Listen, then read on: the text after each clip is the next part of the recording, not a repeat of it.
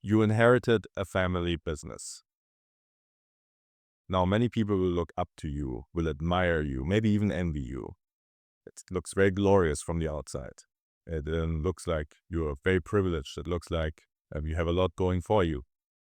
But in many ways, you don't always feel like this. You inherited structures that you did not build. Many of the people that you're interacting with are very transactional. It's often hard to find genuine connections. You're dealing with expectations being placed on you. Your name is on the line, your reputation, and every decision that you make in the business is not just a decision about numbers, about revenue, about retention, about profit. It is also a decision about the family's name. It's a decision about which risks you're taking or not that go way beyond what a normal manager or an employed executive would face. The stakes are very high in your world, and you often find that it is hard to break out of the existing structures that you inherited, which also disempower you to some degree, and to actually get into the seat of being an architect, of building up on those structures and taking it to the next level so that you build something that others can inherit in the future. Inheriting a business and taking over comes with a massive amount of challenges. It starts with the acceptance by the employees. Do they see you as a leader? Do they accept you as a leader? It goes on with suppliers and clients. Do they accept that new leadership role that you're taking on? Are they very much attached to the past, to other people who have been running it before you, who have been in charge before you? All of this doesn't make it any easier. And in general, you are, of course, facing challenges that anybody else could not even dream about. Sometimes your role feels scripted. It doesn't feel like you are actually the author of what's going on. And this is also where your leverage point is. You want to move out of being the victim of an inherited structure and move into becoming an architect of the structure that you're now building up on and that you take to the next level. And that means you change your mindset from being a character in somebody else's novel, in somebody else's book, to becoming the main character of your own story and the writer at the same time. So you're writer and main character at the same time. And how do you move into this? Where do you start? Where do you start changing your operating model? How do you get out of a disempowered posture into an empowered posture where you can take charge of the organization, of the company, maybe even the group, and take it to the next level? You would always want to start, that's a core tenet of strategic RX, with reality, with the structural truth. And sometimes it's painful to look at that. You cannot intervene, you cannot force solutions if you don't have a clear map of reality. Because otherwise you will always end up fixing symptoms. You will go into rabbit holes that may or may not move the needle. By understanding reality first, by having a map of reality first, you will actually be able to identify what are the hidden risks, the hidden opportunities, and also the strategic leverage point where you can pull in one area and it creates ripple effects everywhere else. They're like clusters. I call them decision clusters, where if I deal with this particular topic and I solve it, it creates positive effects on multiple levels. Once you understand that map of reality, it becomes often very obvious what the next steps are. And you might be uniquely positioned as somebody who took over the business to see opportunities, to see risks, to see leverage point that nobody else was able to see before, because you come in with a fresh lens, maybe sometimes even with a rebellious lens, as long as that rebellion actually leads to, of course, a success and is done, channeled in a responsible manner. But you are here, you can see things that others might not have been able to see for multiple reasons. And once you understand that map, you can now decide, you can now make way more empowered decisions about the future and of how you want to change the map of what is today to a future map. But where do we start? In many family businesses, what I'm often seeing is the first step is not so much about adding a new sales process or adding a new sales script or training salespeople or adding a new process about hiring. often the first step for a family business is actually reduction, elimination.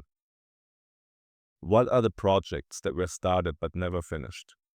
What were the cycles that have been initiated but have never been brought to a conclusion? What are the projects that have been started for the wrong reasons? Because a lot of people were involved in the decision-making process with very different motivations, and money was poured, capital was deployed in projects that were more about optics than actual results and actually business outcomes. Or sometimes they were more poured into initiatives that promised a certain hope because an advisor recommended it. But there was never real follow-up. Did it actually bring the results? Did it actually achieve something? And all of these projects, they just pile up in the background. They create noise.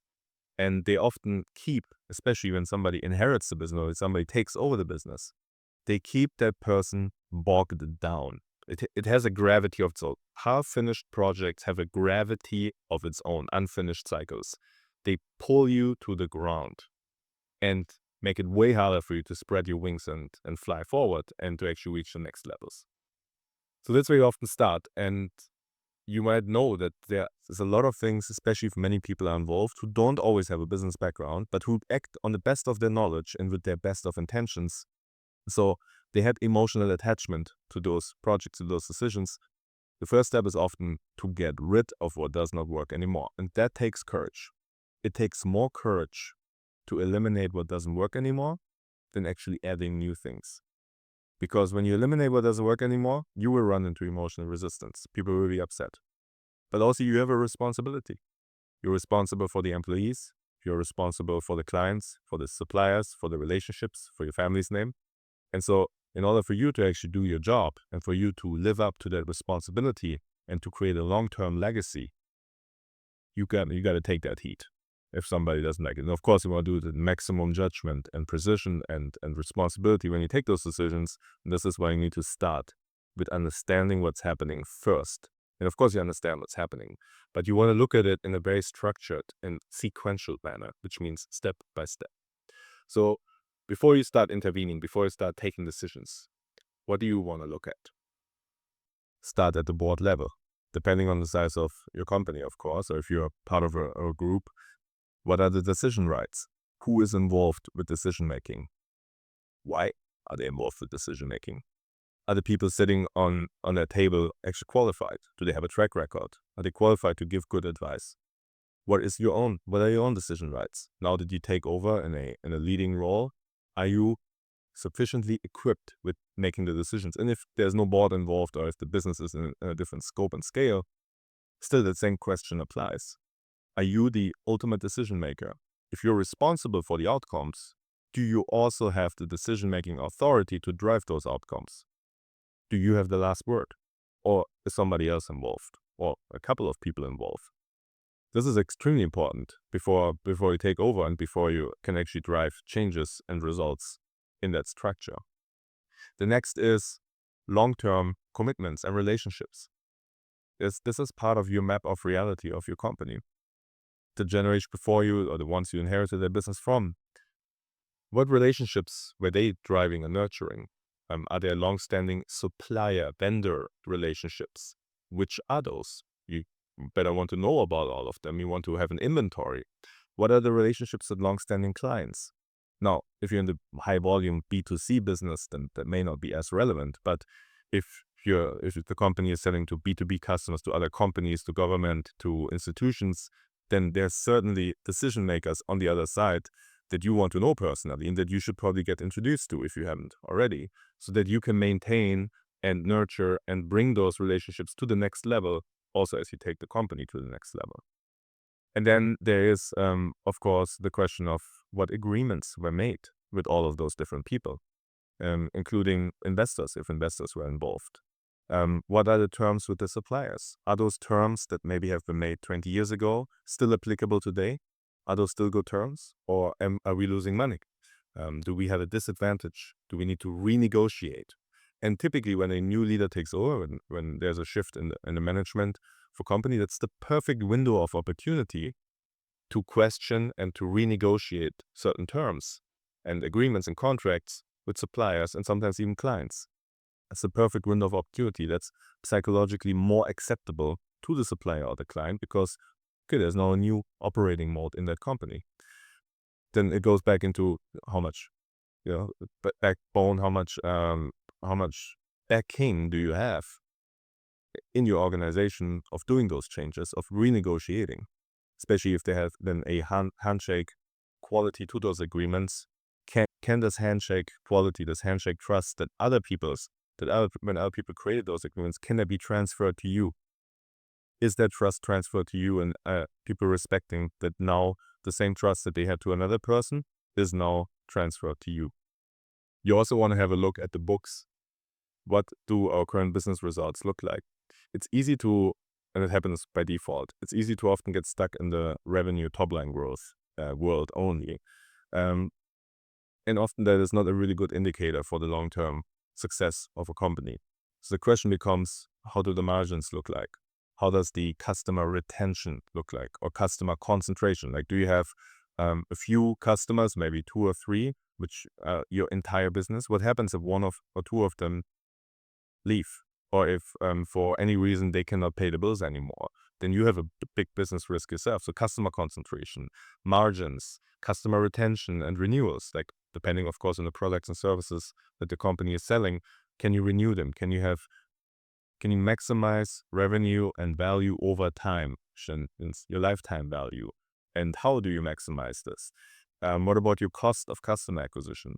Maybe in your industry, especially in family businesses, if it's not high volume B2C, if it's more on the B2B and enterprise and government side, maybe a lot of those customers were acquired through personal relationships, through by the ones who ran the company before. Maybe those customers were acquired through industry contacts and other means. Right? Like, what was their cost involved? Like, these are metrics that you want to be in control of. And if there has been no cost, also fine, but then that gives you a hint to, I probably should take over those relationships from now in a very structured manner so that they don't disappear or fade out with a new change of ownership or new change of management. And once you look at your long-term metrics, you also understand, at least at first glance, there's of course more digging required, if there are any systemic risks right now at the moment that could bite you and hurt you in the mid and long term. The next is hiring standards. How are people being hired into the company, or how have they been hired in the past? Was it based on loyalty? Was it based on friendships? Was it based on sympathy? Are the type of people that we hired more of the loyal kind, more of the obedient kind? Are those people who keep their head down and just do whatever they're being told? Do they do the bare minimum not to get fired? Or do they actually go out of their way and perform at a level of excellence? All of those are things that you want to look at now, because now is a window of opportunity where you can actually make adjustments, and those adjustments will be accepted more easily at the moment of change than later on. If you want to do them 1 or 2 years later, they can still be done, of course, you're in charge, but it's easier now in a moment of transition. And ultimately, you want to look at your exit doors. As of course, you already have a mindset of long-term legacy and of looking beyond the day-to-day. It is important to understand what your options are. Are you aiming for an exit, an acquisition? Is it an acquisition through a private equity firm, or an acquisition by a strategic buyer in the same industry? Are you aiming for an IPO? Like, those are important considerations, and you might not have to take a decision right now on which way to go, but at least to understand which options are actually open to you based on your current business setup. It's very admirable to aim for unicorn valuations. I have a few thoughts about this, which I discuss on a different occasion, and that might not be the best path to go for a family-owned business. And so you want to be very deliberate and intentional about your end game, because it will determine what decisions you're going to make now in order to create that end game, in order to create that reality in the long term, and also to build something that lasts and that can be passed on by you to the next generations. And depending, of course, whatever form that takes and what exit doors you're choosing. Ultimately, it's all about replacing key person dependencies, which means you or other people being in the soul and the heart of the business, which means if you stepped out, it would fall apart. But replacing that key dependency with operational design, with structures, with systems that can carry itself, that can hold the weight of the organization, of the company. And you want to remove yourself gradually over time, but you cannot just do this by saying from one day to another, I'm out, I trust you all, do what you think is best. This is not how it works. You need to build it over time in such a manner that you can step away from it and it still keeps running and probably runs even better without you. But that takes design. And it takes also that people in the company, in the organizations are being trained and conditioned towards thinking in certain ways where they can take responsibility and have areas of ownership and can take things to the next level without you having to be involved with every single detail. But a good starting point is to look at your map of reality. That's a good starting point to move out of reactivity. It's a good starting point to move out of the day-to-day pressures and expectations that are being put on you, the comparisons. Maybe other people compare you with similar individuals who took over businesses and you feel that you're not catching up. Maybe you compare yourself because you see other people's success stories. Regardless, we always know under each success story, there's a lot of things that we don't know. So we shouldn't be too bedazzled by them either. But there's a lot of pressure on you on a day-to-day. And sometimes what happens with individuals who inherit family businesses, the moment I don't feel in control anymore completely of driving the results, because, for example, I have many restraints. We just talked about decision rights, talked about am I actually in control of the relationships with vendors, with clients, and so forth, with investors. The moment I stop feeling in control, and at the same time I feel pressure and expectation, I might end up going for symbolic actions. I might end up going for vanity metrics. I might try to influence or control the very little part that I feel in control of. And I know at the same time how frustrating this is because I know what I'm doing is not really moving the needle. And so a good starting point is really before we get into the day-to-day reactivity, before we get thrown around by expectations of other people and other people's opinions. Of course, the reputation is important, but we cannot build our entire approach to business based on that. The reputation is a result. It is a consequence of doing the right things, of structuring the business in a solid manner so it can be successful and it creates value in the long term. Not only for investors, for clients, suppliers, and everybody involved, but especially for the family or the core team itself. And all of this is really about you taking the first steps to stepping out, performing for approval, and really getting into building structures that will last, that will create value over the long term, on the long-term horizon, and that will ultimately be structures that you will be able to inherit to the next generation.